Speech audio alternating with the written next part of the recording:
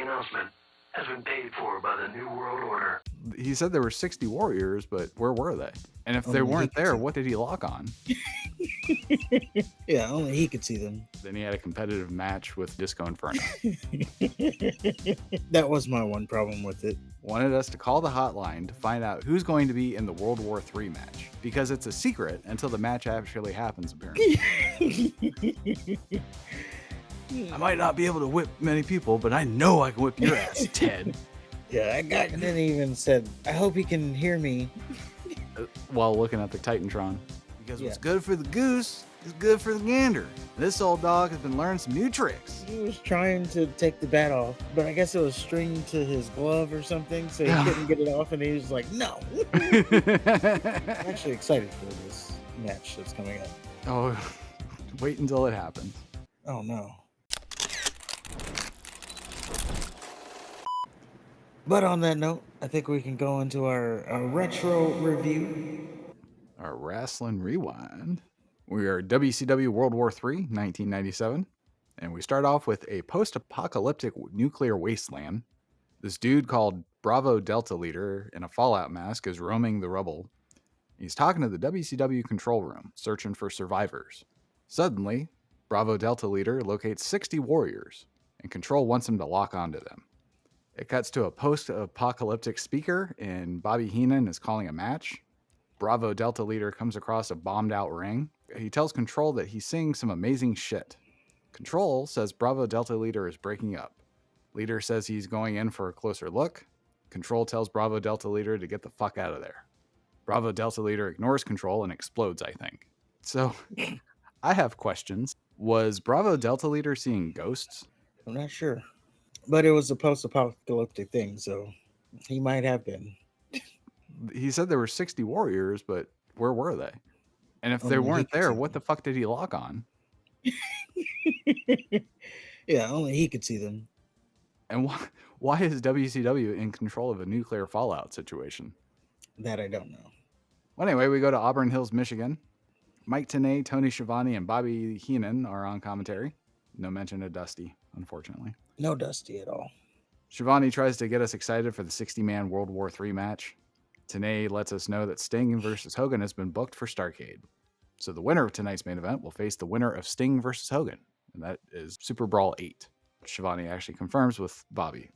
And he also reiterates that the winner of the 60-man World War III match will face the winner of Sting versus Hogan. Schiavone said that it's impossible to pick a favorite to win the World War III match, and Heenan says it's not important until we get to about 10, 15 men, and he also says luck's a big factor. So he's like, yeah, you don't need to watch it. Just fast forward to about 10 guys. At least he's Well, honest. he was, yeah, he wasn't not telling the truth. Right. Well, we start off with Glacier and Ernest Miller versus the Faces of Fear. It starts off with the Faces of Fear bum-rushing Glacier and Mortis. Ming and Barbarian use their power and sold a surprising amount. Miller and Glacier used their karate and mixed it up a little bit with wrist locks. Miller does a really cool move where he springboards off Ming in the corner, and he lands on Barbarian on the outside of the ring. Glacier did a crossbody as well, but it wasn't as impressive, probably because he didn't jump off at somebody. Then for some reason, Glacier tried to beat up Jimmy Hart, allowing the Faces of Fear time to recover. Barbarian gets Glacier in the ring, starts kicking his ass. Ming and Barbarian do the backdrop powerbomb move to Glacier. Barbarian was like all muscle on that. Glacier looked like he was about to fall, and Barbarian's like, no, you're not. Yeah, he 100% muscled him up. Which is very impressive because Glacier looked like he was kind of dumpy. Yeah. Barbarian stomps and chokes Glacier, then throws Glacier into Ernest Miller. Ming and Barbarian continue to take turns beating the fuck out of Glacier. Ming hits a shoulder breaker, then applies a nerve hold, screaming at the top of his lungs. After a long-ass beating, Glacier starts fight back. He hits Ming with a back-to-belly suplex. Ernest Miller gets tagged in, starts running wild with kicks and clotheslines. Then Miller karates Jimmy Hart, but Ming is able to sneak up on Miller and apply the tongue death grip for the 1-2-3. Shocked that the Faces of Fear sold as much as they did. Well, these were karate masters. I was shocked that the Faces of Fear actually won this. I don't know why I thought Glacier and Ernest Miller were going to win. Mainly because it's Ernest Miller's debut on pay-per-view, so I thought he was going to win. Is it his debut? I think this is his second match. Was it? Yeah. Okay. I could be wrong. Pretty sure it's his second, though. Pretty sure they faced Wrath and Mortis. Oh yeah, they did. Okay. There was a weird thing that happened at the ending. Ming goes for the tongue and death grip. Glacier ducks it. He ducks it and then he clotheslines Barbarian out of the ring. And Ming, in one solid move, went and got Ernest Miller. So if you're Glacier, you know he just tried to put the move on you, and you didn't even look back to see what was happening. It's as if it didn't happen. This is a little ridiculous. But yeah, I once think- you get in that death grip, it's over. Yeah, most of the Ming Barbarian matches have a little bit of ridiculousness in them. I mean, they're facing a Yeah. Mortal Kombat character. They are. I don't know. Ming always chooses when he wants to sell or not. There was two moments. There was one moment where he hits an elbow drop. Someone moved out of the way, and then he just got right back up and continued to. Like he didn't sell that he missed the elbow. He just got right back up and started kicking him. Another moment where there was a wrist lock. One of them had control over the wrist lock, and then Ming just like lifted his arm and flicked it off. So yeah, a couple funny moments there, but they got the win. So Yeah, they sure did. We go to the internet position. Mark Madden is interviewing DDP while a Virgin takes notes, and they were just talking about the World War III match. Then we have Disco Inferno versus Perry Saturn, or just Saturn. It's for the WCW World Television Championship. Disco makes his entrance, and they tell us that Disco has been showing more attitude as of late. And for me, Saturn gets the perfect debut entrance. So you hear the Doomsday sirens. Perry comes out from the crowd. He's in the hoodie with the ripped up jeans. You can see like the tattoos and the piercings, peeking out. Raven's sitting in the corner. He's just standing there. Kind of reminds me of like a prison yard or something. So Raven grabs a Yeah. microphone and he says, "Let the stretchings begin." Then the match starts and Saturn takes Disco down, slaps him in the face. We learn that Saturn was a former U.S. Army Ranger and he definitely had the look. He apparently did like parachute jumps and shit. yeah, 120 something jumps. So Disco eventually hits Saturn with a hip toss, and he has to collect himself outside the ring. Then he asks the cameraman what he's looking at. Saturn gets back in the ring after reaching over the ref to punch Disco. Disco hits another hip toss. Saturn needs another minute outside the ring. Saturn gets back in the ring, almost takes Disco's head off with a clothesline, and Disco returns the favor with an atomic drop. Then Disco starts kicking Saturn's ass. He starts working on him in the corner, putting the boots to him. Disco tries something from the top rope. Saturn gets a foot up. Disco stops himself, grabs Saturn's foot. Still holding on to the foot, Disco attempts an elbow drop. Well, Saturn rolled out of the way, and he hit a T-bone suplex. Saturn starts kicking Disco's ass for a while. He goes for a moonsault and misses. Disco gets a brief advantage, but Saturn ends up crotching him on the ropes.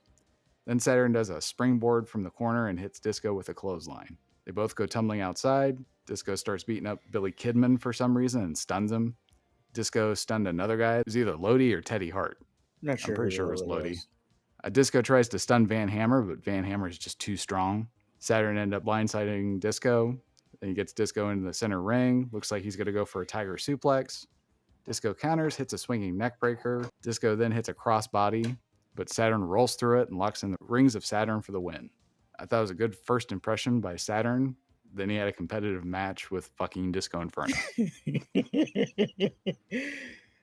That was my one problem with it, is that it was competitive. Yeah. Like, Considering that he everyone just lost to Jacqueline the last pay-per-view. yes.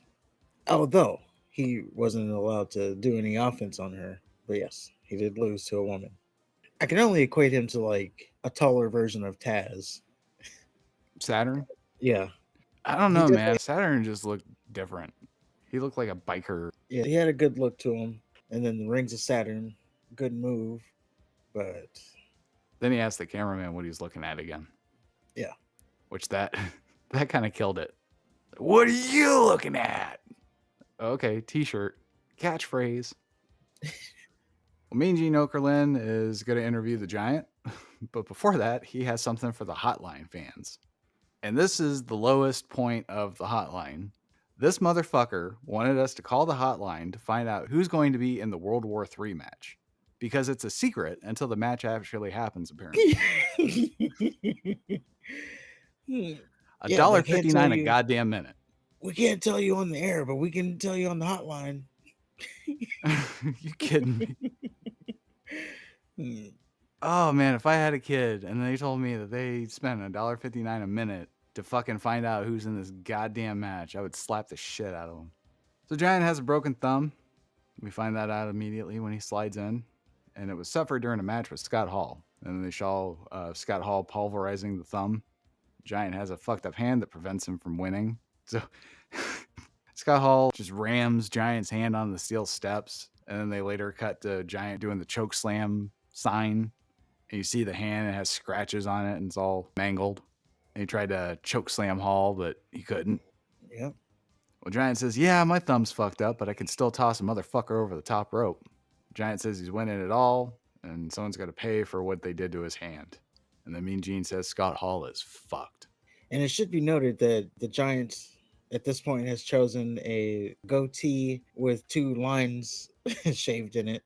The goatee goes down, and then there's the middle part. It's just something to point out there. I'm glad you did. Well, after that, we get Yuji Nagata versus the Ultimo Dragon. And we learn that the scissor kick Ono delivered to Dragon at Halloween Havoc caused bone chips and put Dragon on the shelf for a month. Therefore, if Ultimo Dragon wins tonight, he gets 5 minutes alone with Ono. So it starts off pretty intense with kicks. Nagata kicked Dragon in the injured elbow and was really happy about it. Dragon whips Nagata in the corner, does a springboard thing. Nagata catches Dragon, goes for a crossface, then locks in an armbar.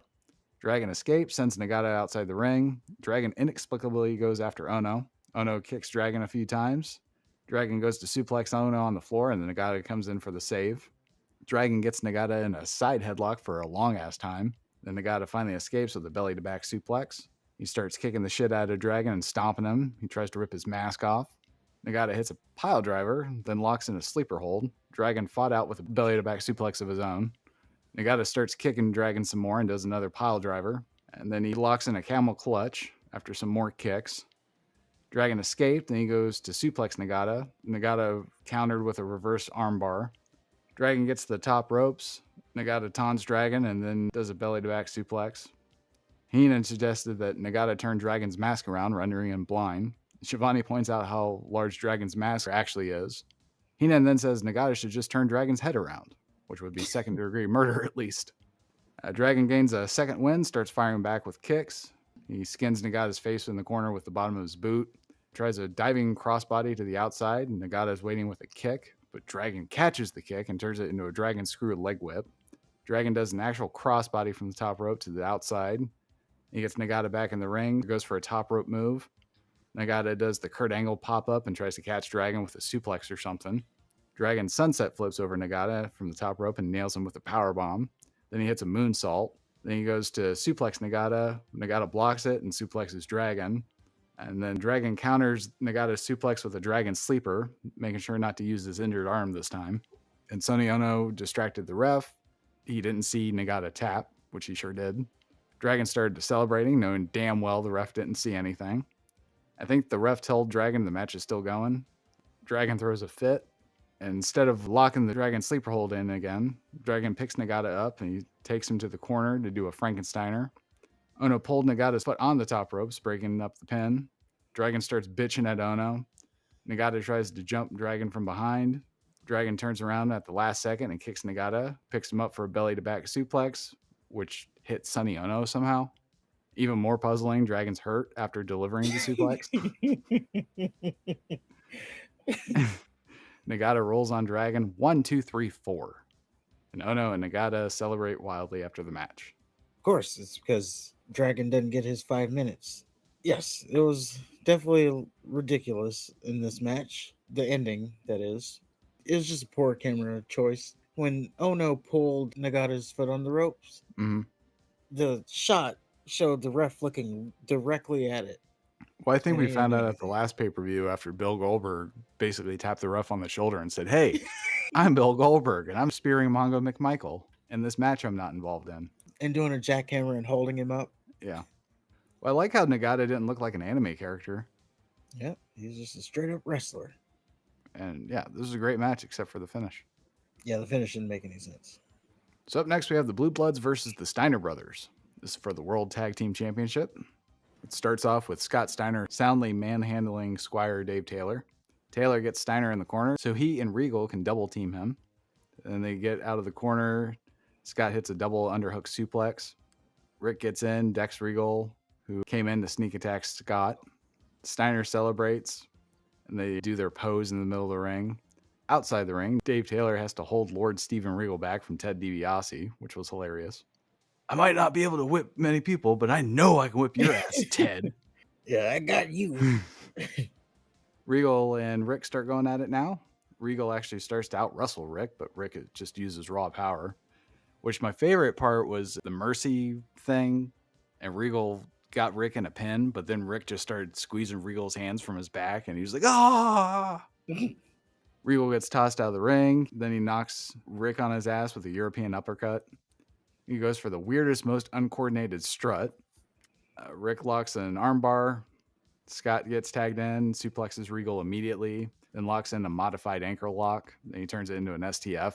Rick gets tagged back in, works on Regal's arm a little bit. Squire Day Taylor distracts the ref so Regal can poke Rick's eyes. Taylor gets in, he gets tossed around by Rick some more. Then Scott gets tagged in and tosses Taylor around. Taylor throws Scott into Regal's knee, then gets dumped into the outside. Regal beats the shit out of Scott on the outside while the ref is distracted.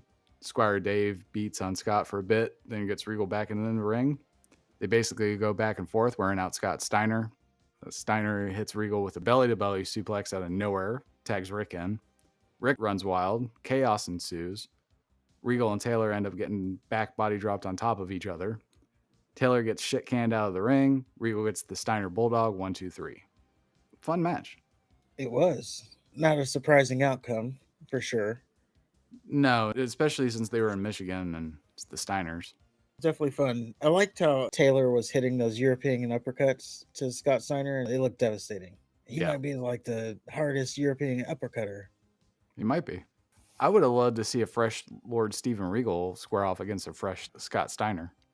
Yeah, to see how he figures that out. Yeah, probably the same thing. So we get Mean Gene Okerlund again.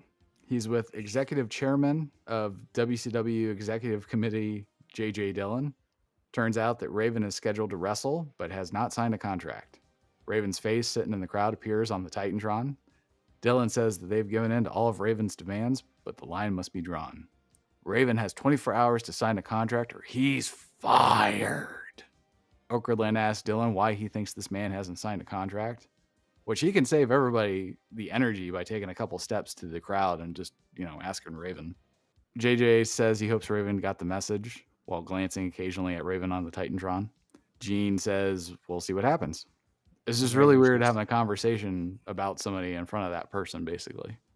Yeah. And then he even said, I hope he can hear me. While looking at the Titantron. Yeah. It was really weird, yeah. Well, that leads us to Scotty Riggs versus Raven. This is a Raven's Rules match. And Riggs is blind now in one eye after being hit with a drop toe hold on a steel chair by Raven, which was one of his little signature moves. And Raven and the flock jump the guardrail to go to the ring. Kidman grabs a mic for some reason and says it's no DQ or no fight. Well, Riggs dives on everybody. Riggs starts beating the fuck out of Raven forever. Finally, Raven pulls Riggs into a turnbuckle, starts choking Riggs with his flannel shirt. They go to the outside and fight. Raven gets sent into the steel steps. Riggs strangles Raven with a camera cable. They get back in the ring. Riggs starts wailing on Raven again. Raven hits a jawbreaker out of nowhere. Saturn slides a chair in the ring. Raven starts pummeling Riggs with the chair. Then he goes for another drop toe hold on the chair. Riggs reverses it and drop toe holds Raven into the chair instead. But for some reason, he's not blind. Riggs tosses the chair, hit him the right way. then drop kicks it in his face. And then he bulldogs Raven onto the chair. He goes to suplex Raven, but Raven counters and falls on his ass. Then he hits an even flow DDT. So it was kind of awkward. Raven then asks for a microphone, which is what you traditionally do after nailing your wrestling opponent with your finishing move. He tells Riggs that he didn't want to hurt him. Why didn't you join the flock, Riggs? Raven says he feels Riggs' pain. He hits another even flow DDT. Raven still has the mic. This is hurting me worse than it's hurting you. Which Heenan's like, I don't think so, buddy. Also, Riggs was convulsing in pain. Well, it's hurting me worse than it's hurting you. And you see Riggs just twitching. Raven screams at Riggs, why didn't you listen to me? And he says he feels Riggs' pain again and hits a third even flow DDT. Then the ref counts to 10 while Raven sits on his ass and breathes like he's in Lamaze class or something. He's just like, kind of reminded me of Putty whenever he and Elaine got done fucking, and they showed him just. He was going at it, yeah. Yeah. And Scotty Riggs is unable to continue, therefore Raven wins. And then Van Hammer carried Riggs through the crowd with the rest of the flock at the end of the match.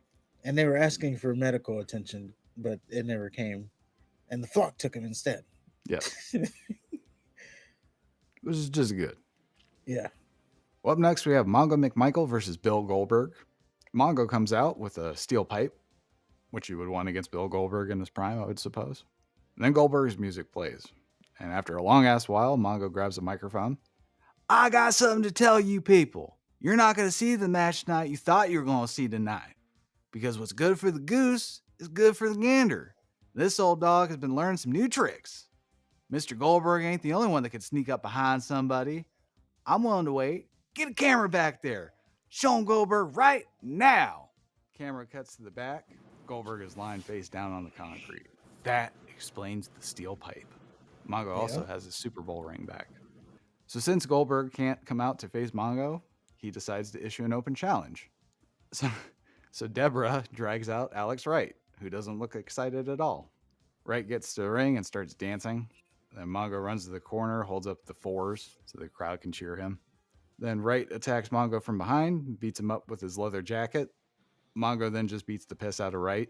Wright tries to leave the match. Deborah stops him and says she believes in him.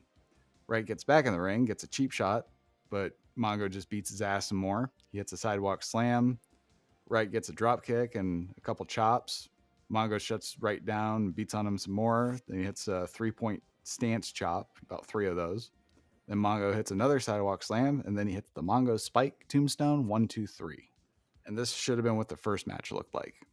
Now it looks kind of stupid that Wright went toe-to-toe with Mongo at Havoc and then got his ass thoroughly whipped the next pay-per-view. Well, I guess the difference this time is he wasn't ready. He didn't expect this. He didn't expect this now. It was an open challenge. I know, I'm saying this time he didn't expect it. The first time he expected it because he was a hired gun. But this time he was just dragged out there because it was an open challenge. Well, Deborah left the match disgusted. Yep, how will she ever get back on her husband? So we're back in the internet position.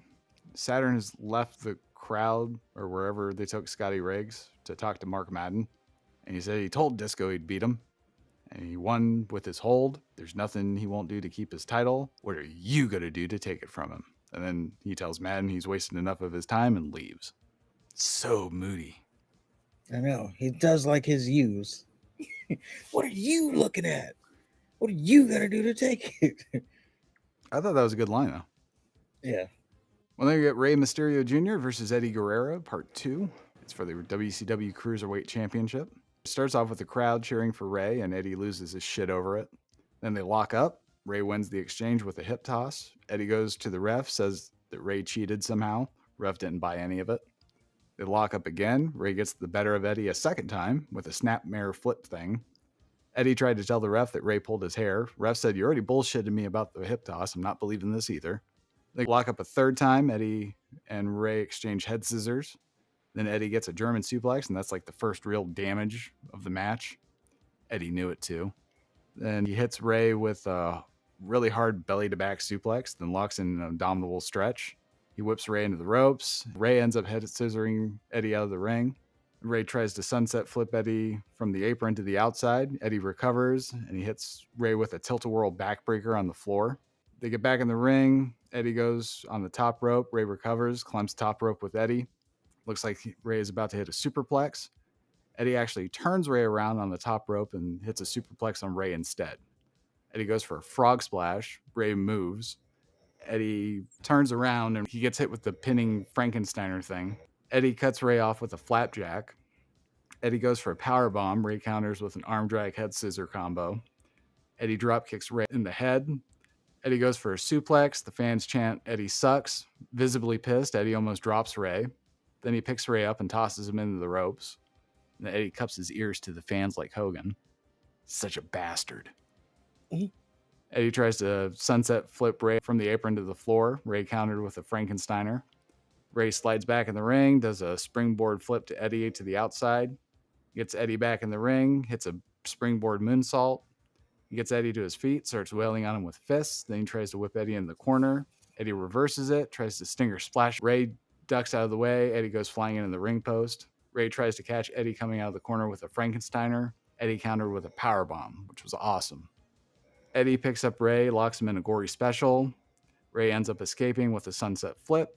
He spin kicks Eddie, hits a scoop slam, then goes for the top rope.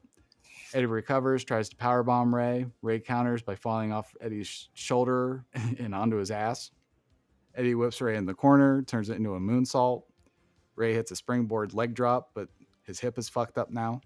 Undeterred, Ray goes for a springboard Frankensteiner. He hits it, sort of. Looks like Ray got the pin, but Eddie's hand grabbed the bottom rope at the last second. So Ray gets pissed, starts pummeling Eddie. He sends Eddie in the corner, sets him up on the top rope, goes for a springboard something. Eddie catches Ray and stun guns him from the top rope. Eddie hits a frog splash 1, 2, 3. Fan-fucking-tastic match. It definitely was. I think the Havoc match was a little bit better, but maybe I've been brainwashed into thinking that because everybody thinks it's so good. Okay. Eddie seemed to be more intense in this match for me. Yeah, I think this was a better match. And Ray didn't have a stupid outfit on. Nope, he just had a pride sequence on. That's how you knew he was going to lose. But yeah, it was definitely a good match. And we got to see a frog splash finally. Yes. For the He win. hit it, like picture perfect too. Yeah, it was great. I rewatched that a couple times. So after the match, Eddie screams in the camera, "You want a piece of this? Because this is the best thing in WCW right now. And all of you know it. There's nothing you can do about it." You're going to have to come take it from him. Well, after that, they play a promo of Sting versus Hogan at Starrcade. They're having a match. I actually missed this promo, but I'm actually excited for this match that's coming up. Oh, wait until it happens. Oh no. Have you not been paying attention to these main events, especially when Hogan's involved? Yeah. Speaking of which, you know how on Peacock, when you go to select one of the shows, it like auto plays. Yeah. It auto plays like a random. So like when you hover on World War III, it just plays like a random episode of one of them. Mm-hmm. Not to get into too much spoilers, but the little autoplay was Hogan, who was wearing red and yellow, versus still the Crow Sting. Oh. And apparently, Sting is a heel. Diamond Dallas Page is a heel. Luger is a heel. And they all try to attack Hulk Hogan. You know, he fends them off. But then finally, Sting hits him with the bat. And apparently, this is for the title as well. So it's like a complete 180 from where we are.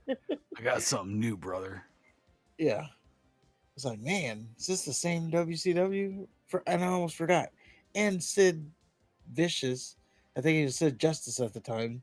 He's also heel, and he runs out and helps with all this situation. I think Sid's always a heel. Yeah, so much to my surprise, all this happened. Yeah, I remember the Wolfpack forming because they were tired of Hogan's shenanigans. Then Hogan just joined the Wolfpack anyway. Yep, because it was getting too over. Yeah.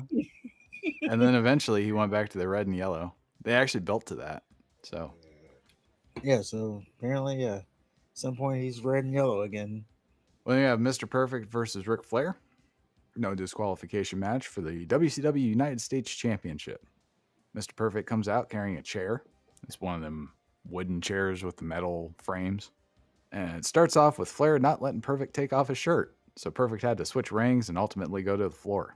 Perfect gets his shirt off. Flair starts assaulting Perfect with chops. Then they start fighting in the crowd. Flair gets his head rammed onto some metal stuff. Then they go back to the ring. Perfect gets Flair against the guardrail, starts punching him. Perfect chokes Flair with a cord. Then Perfect tosses Flair in the ring so he can choke him with the cord there.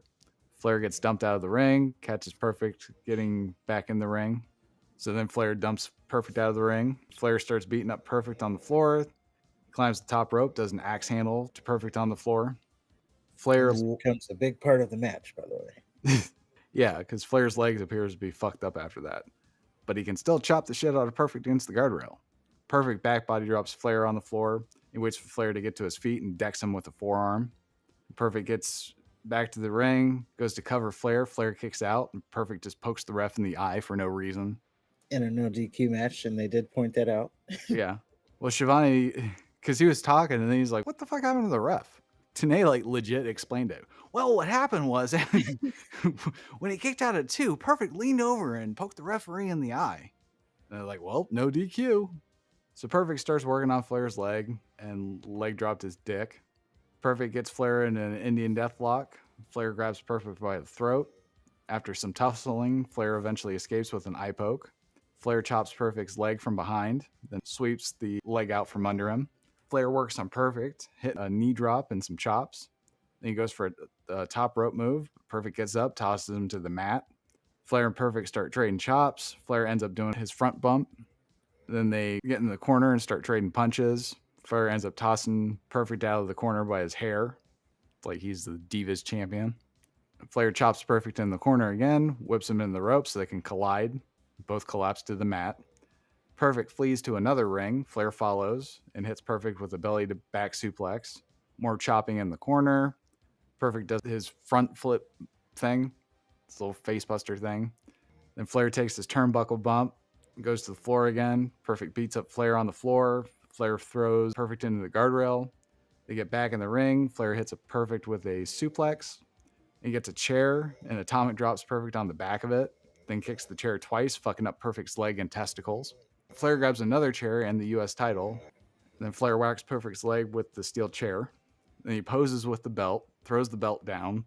There's no reason for him to have the belt. Locks a figure 4 on Perfect. Perfect ends up grabbing the title that Flair threw down. He cracks Flair in the face with it, and he gets the 1-2-3. So this match just seemed just as disappointing as the first match to me. Yeah, it was kind of a letdown. Maybe it's because it was the no DQ thing. They just didn't have a pure wrestling match. But I did like the fact that they were both selling such injuries. Flair did that axe handle, which was a detriment to his offense later. And then Perfect, he also got his leg hurt. So they were both selling leg injuries and they were both like limping around and hitting each other. I did like that part of it. I also was okay that they protected the title shot. You know, he hit Flair with the title and that was it. It's not, Yeah, foreign objects still mean something. yeah, Unless you're Raven. yeah, so I like that. But I don't know what I was expecting overall from it, but We're expecting Mr. Perfect versus Ric Flair. yeah. Like, you don't need gimmicks, just let them go out there and do their thing. Since I am Team Cheap, I should point out, you can see where the commercial slots are, and they put the commercials after the match. You can get an idea of like how long the match is. They had a long slot of match, so I was like, oh, well, they're gonna do something, but nope. So underwhelming, unfortunately. Yeah. Well, up next is the 60-man World War III match. It's for a future WCW World Heavyweight Championship opportunity. Buffer did the announcing. I didn't hear anything special. He just laid out the rules, what you just said. So everyone came to the ring at once except for the NWO, who came out separately. Then they make it a point to let us know that only 59 people came out, and Kevin Nash is not one of them. Then they start the split screen. Then they had a big ass battle royal. NWO huddled in a corner in one ring. At one point in the match, the refs try to consolidate the 3 rings into one. The WCW guys do, and then the NWO guys just beat the shit out of the ref who's trying to move them along. Then the WCW guys invade the NWO ring. A brawl ensues. Giant ends up eliminating almost everyone but Hall, Savage, and DDP. Savage, of course, kicks DDP's ass because, Their thing. yeah. He goes for his elbow drop. Giant steps in front of Page and Savage's way. Savage says, fuck you, jumps on Giant anyway. Giant, of course, catches Savage and almost eliminates him. DDP sneaks in with a diamond cutter on Savage. Then he tries to roll Savage out of the ring. I guess that counts. You don't have to go over the top rope. Yeah, they made a point to mention it earlier. You don't have to go over the top rope. You can go under the ropes or through the ropes. If you touch the floor, you're out. So DDP tries to roll Savage through the bottom rope. Giant gets in his way. He starts wagging his finger. DDP looks at Giant. He's like, what the fuck, man? I thought you were my friend. Then Giant signals for a chokeslam, and they're friends again. So Giant chokeslams Savage with DDP's help. His hand's still fucked up. Then Savage gets dumped out of the ring, and that leaves the Giant, DDP, and Scott Hall. Hall decides to get one of the other rings, and he randomly points at the entrance. Then NWO music plays. Everyone's expecting Kevin Nash, since he's yet to make an appearance. NWO music plays forever, so long that commentary starts to say that nobody's coming out, and the song starts over. Then all of a sudden, Hollywood Hogan appears. He's entering the match to cockblock the title shot. What a swerve! Yep. So Hogan and Hall brawl with DDP and Giant. Hogan scoop slams Giant with ease, then pummels him. Then for no reason, Sting drops down from the rafters. Even more baffling is Giant had Hall in a bear hug. Then Hogan ran so he can be bear hugged too.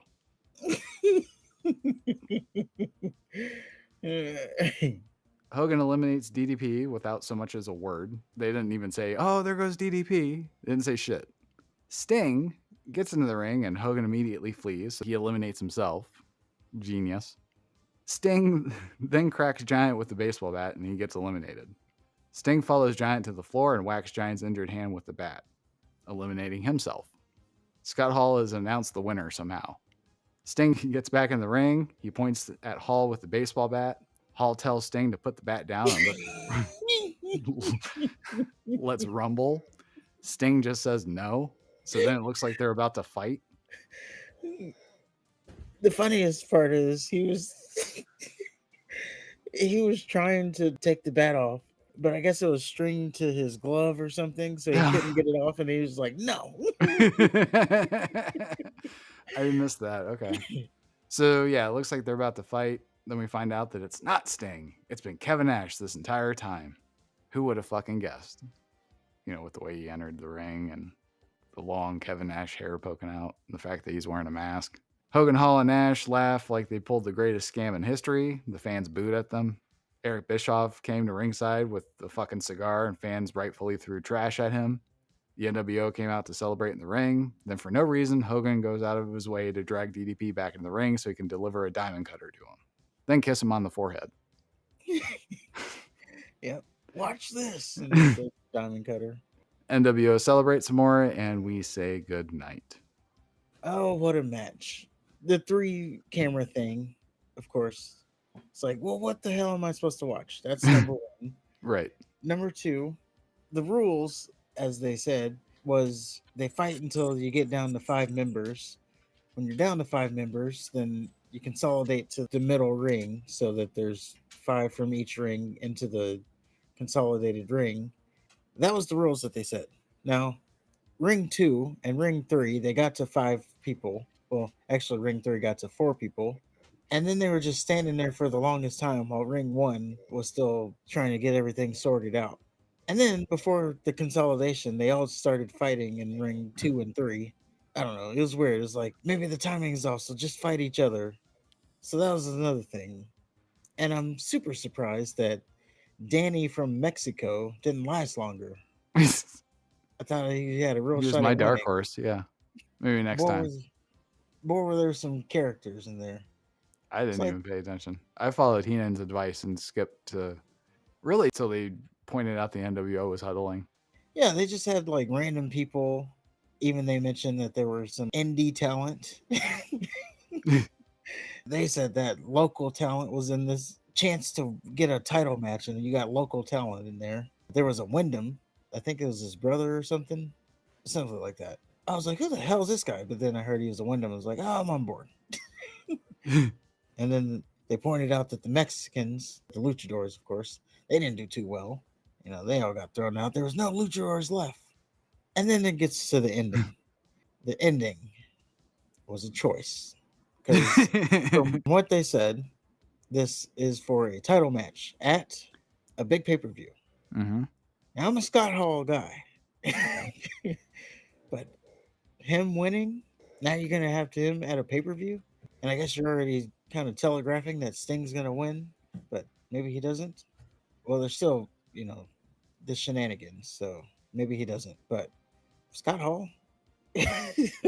Well, they already did the angle where didn't Giant win? And he was supposed to face Hogan, and they kind of blew him off. Yeah, when he was in the NWO, and then...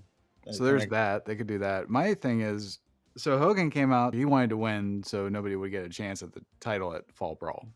Or potentially he'll get a rematch with Sting. I don't know how they would weasel that. So if we're led to believe that he coordinated this fake Sting attack, why did he eliminate himself? I was surprised that he didn't win. When I saw him coming out there, I was like, well, there's your winner. Yeah. And then there's going to be the question because he's also the champion. And I wouldn't put it past him facing himself. Yeah, it didn't make sense to me that he eliminated himself and then celebrated and laughed. Like, we got you. Yeah. What was the plan, Hogan? You came out just to get out? Yeah, I guess so. Was to set up the Nash thing. And it also is a good time to mention that Rick Rude came out there with the NWO. Oh, yeah, he did. And they made a slight mention of it as his debut on Monday made some headlines. That's all they said about it. But that was the night that he appeared on Raw and Nitro on the same night. Because Raw was taped at the time, it wasn't live. Right. So he quit and he was on Nitro later that night. Well, that was the end of World War III. And it's worth noting that Scott Hall will not receive a title shot until Uncensored 1998 due to tomfoolery, I suppose. I would assume they're going to do something to put his thing on the line or something. And yeah, Starrcade 97 is our next WCW pay-per-view. And Sting and Hogan is the main event. That's been the build-up for, Jesus, pretty much the entire year. I don't think Sting's wrestled since he's gone Crow on TV. No, he told everybody to stick it. Yeah, we haven't seen Sting actually wrestle since that match that they thought the fake Sting was him.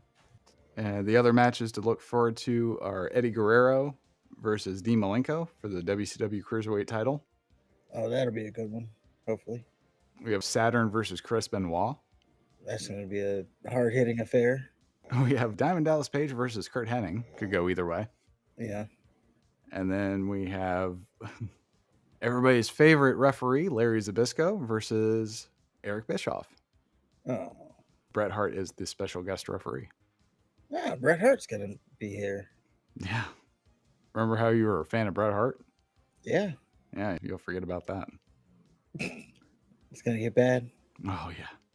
His WCW run is infamously bad.